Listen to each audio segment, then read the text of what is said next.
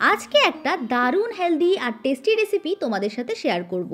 এর জন্য 2 কাপ আটা নিয়ে এর মধ্যে সামান্য বেসন দিয়ে দিয়েছি বেশ অনেকটা মেথি শাক।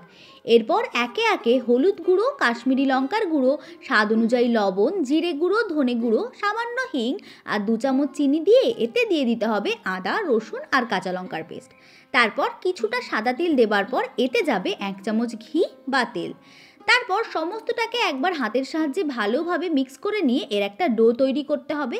এর জন্য আমি সামান্য সামান্য করে টক দই দিচ্ছি। সমস্তটা একবারে ব্যবহার করার চেয়ে হালকা হালকা করে দিয়ে কনসিস্টেন্সি বুঝে তারপর আমাদের ডোটা প্রিপেয়ার করা ভালো।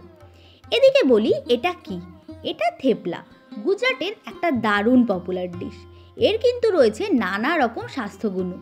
মেথি শাকে রয়েছে প্রচুর পরিমাণে ফাইবার, যেটা আমাদের হজম শক্তি তো ভালো করেই, এছাড়া এতে আছে পটাশিয়াম, ম্যাগনেসিয়াম ও ক্যালসিয়ামের মতো নানা রকম উপকারী জিনিস।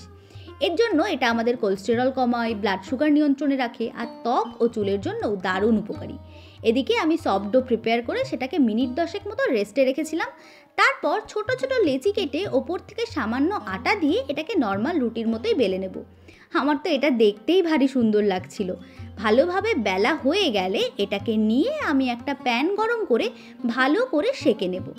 এদিকে খেয়াল রাখতে হবে সেঁকবার সময় যেন আমরা বেশি এটাকে প্রেস না করি, তবে কিন্তু এটা থেপলার বদলে পাঁপড় হয়ে যেতে পারে।